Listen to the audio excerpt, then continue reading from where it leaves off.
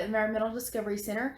As we are getting ready to show you our bacteria experiment we're going to be doing for Grossology, I wanted to give you a little behind the scenes on how to make our petri dishes and our agar mixture. So we couldn't actually find agar in the stores like you can a lot of times, so we are going to be making our very own. So follow along with me as we get ready to make our own agar.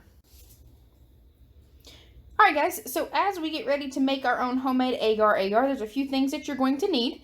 You're going to need a pot. It doesn't have to be super big, but enough that you can mix a little over a cup of stuff in. You're going to have 1 cup of water.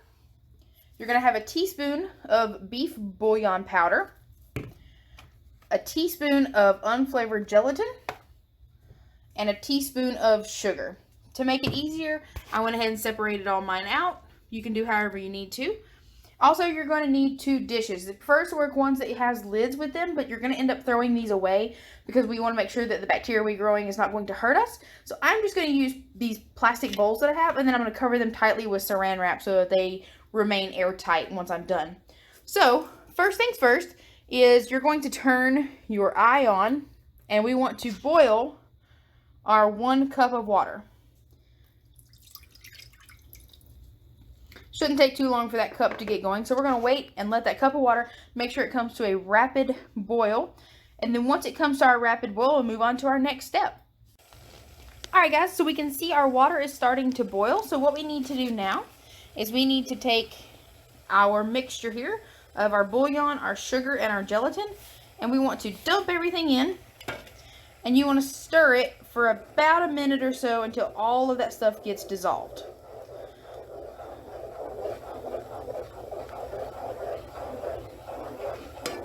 So make sure all those little particles get nice and dissolved, even that kind of big chunk right there. We want it to be a smooth, consistent mixture.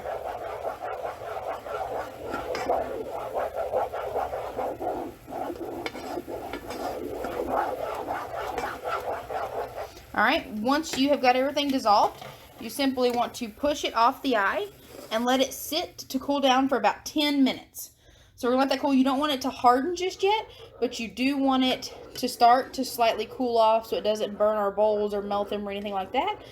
And you want to give that tough time to let the gelatin start to sit, but not sit too much so we can still pour it out of our pan. Alright guys, once your mixture has cooled about 10 minutes or so, you want to pour it into your container and then make it airtight. And then you want to place it in your fridge for at least 2 hours. It's good for up to 2 days in the fridge. And you can hold that, and when we do our activity, we'll tell you what to do next. Alright guys, now that we have talked about cells and done a DNA extraction, let's talk more about bacteria. There are 3 types of bacteria: Bacillus, which is the one you see, meaning wand or little staff, and is rod-shaped. There is also Coccus, which means seed or berry, and it is spherical, and it can be singular or multiples like you see above you, and the plural would be cocci. There's also Spirillum, which means twist or coil, and these are often typically aquatic and not disease-causing. Alright guys, so now that we've looked a little bit about the 3 types of bacteria that we'll see, we're going to talk a little bit more about that. So oftentimes when we see bacteria, we can't identify it by just looking at it. We can kind of look at the shape of the colony and know kind of what family it's going to be in, like our Bacillus or our Spirillum, but we have to do extensive research and testing to know exactly which strain of bacteria that is. That's why it's so important that we leave these bacteria dishes closed and we just kind of observe them through the barrier that we have. So we can get an idea of what the colony is by identifying the shapes. That's why we went over what shapes we have. Common bacteria that we'll find is Staphylococcus, and that's actually just typically found on the skin. It can have certain strands that will cause a staph infection. Another one we'll get a lot of times is Streptococcus, and we know that because that's the one that causes sore throat. So that one actually moves through the air and can cause things like strep throat and pneumonia.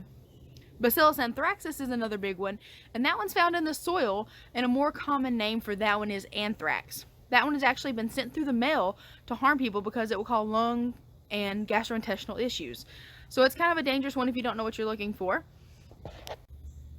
So Another thing we talk about all the time is Spirillum minus, and that is rat bite fever. It is one of the more harmful strains of the Spirillum bacteria, and it's a bacteria that is all around us, but it can become a problem when it enters our body because it can actually cause our bodies to become overwhelmed with the bacteria and we can't fight it off. So in small amounts, it's maybe not as bad, but when it enters our body into certain extents, it can actually cause our bodies just to become so overwhelmed that it cannot fight off that bacteria anymore. So we have to seek medical help.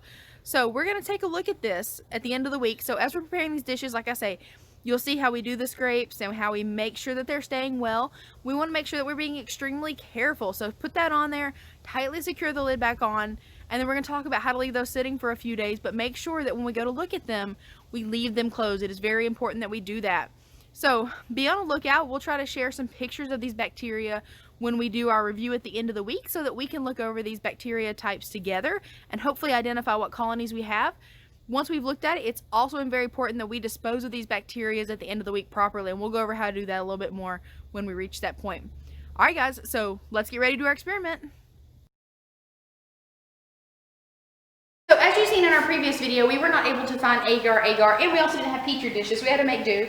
So we have our agar plates that are pre-made here, and you can kind of get a nice close-up look. It kind of looks like Jello in there, but we don't want to eat this stuff. So what we're going to do is we're going to take our agar plates,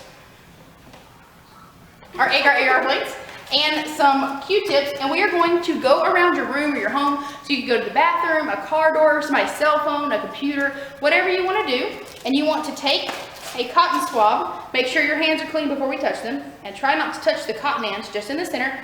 And you want to take them to whatever you want to do, and you want to swab all around it. And then once you swab it, you want to open your dish and gently rub on the top of the agar mixture. And then we're going to close it back, and you want to let it sit for 3 to 5 days. So once you've done that and you've rubbed it on your agar plate, try not to push it too deep or mess it up or anything. Just gently rub it over the top. And then we're going to reseal it, and you're going to put it somewhere warm, not outside, but somewhere warm, like behind a fridge or in a windowsill for 3 to 5 days.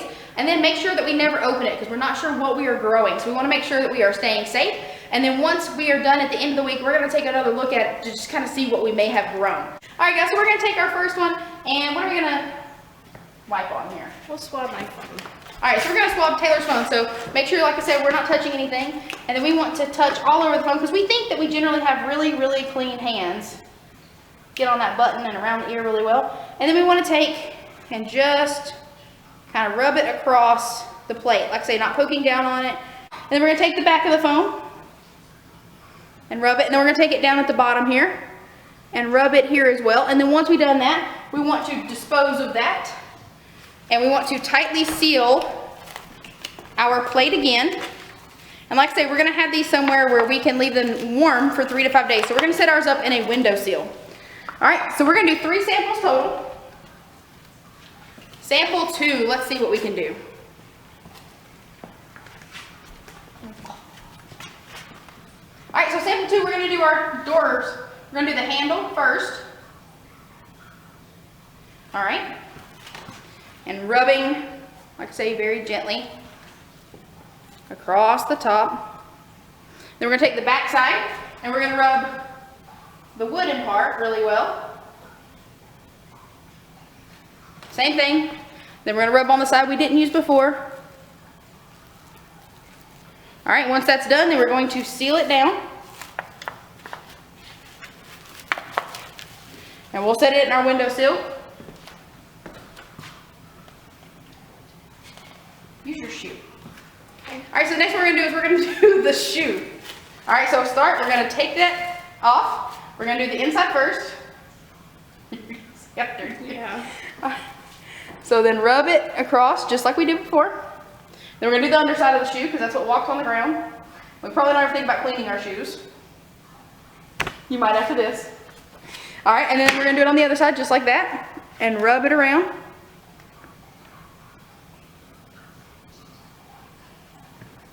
And then we're going to seal it just like we did the others.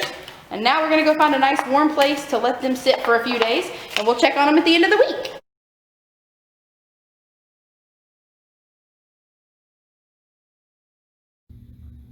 Alright guys, so now that we've completed our experiment and we've talked about bacteria a little bit and introduced why we're studying it, let's dig a little deeper into that study. So, The number of bacteria that's living in the average adult human body actually outnumbers cells 10 to 1. So that's a lot of bacteria that we have within our body. If that changes in those communities inside of our body, it can cause things like digestive disorders, skin disease, and even gum disease. Despite having a vital importance, it's usually left unstudied because it's something that's harder to get to or harder to understand, and it's hard to get funding for that. So, if we were to dig deeper into understanding bacteria and the types of bacteria and what bacteria can cause, it would actually help to give us a new way to look at diseases and how we can treat them. Did you know that bacteria also plays a pretty big role in a lot of ecosystems around us? These ecosystems can include things like oceans, soil, and even our atmosphere. They're also a big part of the food web. Whether we realize it or not, we think of the food web as animals eating other animals, but bacteria actually make it possible for all other life on Earth to exist. These single-celled organisms are the invisible backbone of all life. At least we know here on Earth. Because without them, we wouldn't be around. There wouldn't be things for us to eat. There wouldn't be animals around us. We wouldn't be here. Yet, it's crazy to think about. There's so much we do not know about bacteria. Scientists think that we've only identified a very small portion of what bacteria is actually out there. Most of them are even estimating less than 1% is identified. That's crazy to think about, right? Many also suspect that bacteria will provide a key understanding and maybe even protection of many of Earth's most important natural resources. Bacteria can also do some pretty weird things. One thing that we don't even think about that they actually do is they will eat methane. Scientists have found that some bacteria can even eat rocks, sewage, and even nuclear waste. Methane, for those who don't know, is a greenhouse gas. Like carbon dioxide and other greenhouse gases, it enters the air when people burn things like oil, gas, or even coal. There are also natural sources of methane gas, such as a natural gas, rice production, and even cow manure. Think about cow manure. We're going to talk about manure a little bit later too, so we're going to learn some more fun facts about that. Greenhouse gases trap heat within our atmosphere. With that happening, if we have too much, Earth's atmosphere can actually start to with that methane gas, can cause a global warming situation, which can be very detrimental to Earth and all of its ecosystems, and even including us. So we talked a little bit, but have you ever really wondered why bacteria is so important for us? Well, one of the biggest reasons is that it actually helps to break down our food that we eat. It could also help to neutralize any toxins that we have in our body. It can help us to make nutrients more readily available. Those are just a few examples of why bacteria is so important for us. They also play a big role in the defense of infections and by protecting us from surfaces or other germs or bacteria that we may come in contact with. Scientists have been studying these in humans for a while, and it's becoming more and more evident that these microbes and bacteria are important to our health. They also help us to fight off diseases or help us to grow and adapt to things that are maybe new in our environment, things like the chickenpox or the flu or things that maybe we're susceptible to. We can help to build up maybe an immunity to it, or where it's not going to affect us as bad. So they're also important for a lot of animals. So animals like us have digestive systems. They need those bacteria to help break down their food. It helps them to function better on a daily life.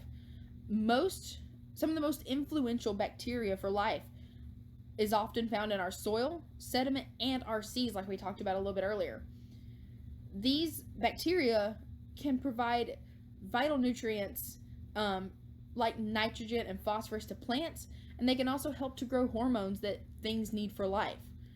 They can decompose dead matter. If a plant were to die or an animal were to die, they can help decompose that material, and they help to create more soil, and it helps create this natural cycle that nature will go through. So by studying this and looking at it, and there's so much data out there, you can look and find things for the seas, you can find things for soil, you can find things for humans. Bacteria plays such a vital role and is so important for so many things all over Earth. It is so important that we keep learning and we keep studying, but yet it is still one of the most understudied parts of life, but it is so vital.